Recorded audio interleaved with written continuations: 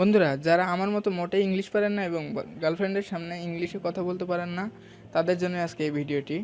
একটু মজা করলাম, কেউ সিরিয়াসলি নেবেন না। বেসিক্যালি বন্ধুরা, এই ভিডিওটি কাদের জন্য?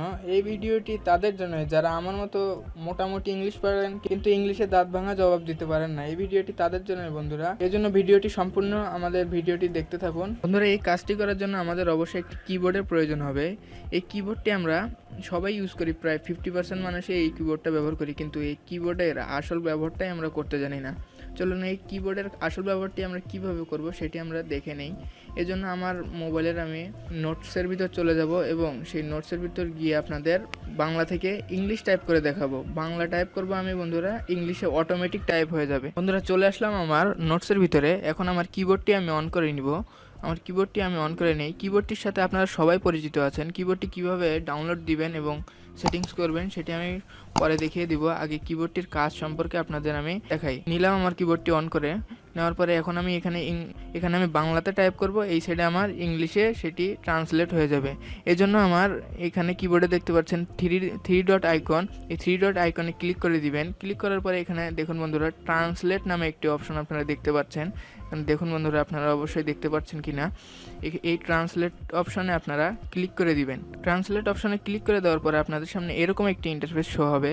উপরে এই পাশে বাম পাশে রয়েছে ইংলিশ, ডান পাশে রয়েছে বাংলা।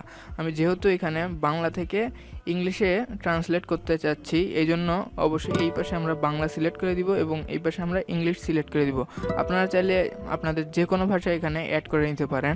আমি আমার মন মতো যেহেতু আমি এখানে বাংলা থেকে ইংলিশে ট্রান্সলেট করব, এই জন্য আমি এই পাশে বাম পাশে দিব বাংলা, ডান পাশে দিব ইংলিশ। দেওয়ার পরে এখানে আমি আগে থেকে একটি লেখা কপি করে নিয়েছিলাম, সেটি এখন আমি আপনাদের পেস্ট করে দেখাবো যে এটি সম্পূর্ণভাবে ট্রান্সলেট হয় কিনা। বন্ধুরা, আমি এখানে আমার লেখাটি আমি এখানে পেস্ট করে দিব।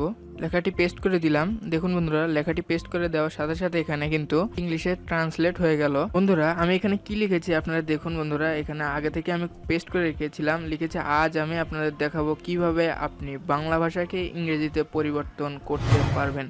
দেখুন বন্ধুরা, উপরে সুন্দরভাবে ইংলিশ ট্রান্সলেটটি হয়ে গেছে। এখানে লেখা রয়েছে today I will show you না how you can change Bengali language to English. এভাবে আপনারা যে কোনো লেখা বা আপনাদের কথা এখানে লিখে দিবেন, সেটি এখানে ইংলিশে ট্রান্সলেট হয়ে যাবে। এইভাবে আপনারা যে কারোর সাথে মেসেঞ্জারে, হোয়াটসঅ্যাপে হোক অথবা যেখানে আপনারা ইংলিশে টাইপ করতে চান, অবশ্যই আপনার বাংলা লিখে দেবেন, ইংলিশে অটোমেটিক ট্রান্সলেট হবে। এই ট্রান্সলেট হওয়ার জন্য অবশ্যই আপনার ডাটা কানেকশনটি আপনারা অন করে নেবেন, তাছাড়া কিন্তু এখানে সম্ভব না ট্রান্সলেট হওয়া। এই কিবোর্ডটির নাম হলো গুগল কিবোর্ড। এই কিবোর্ডটি আপনারা কীভাবে ডাউনলোড করবেন চলুন সেটি আমি আপনাদের এখন দেখাই।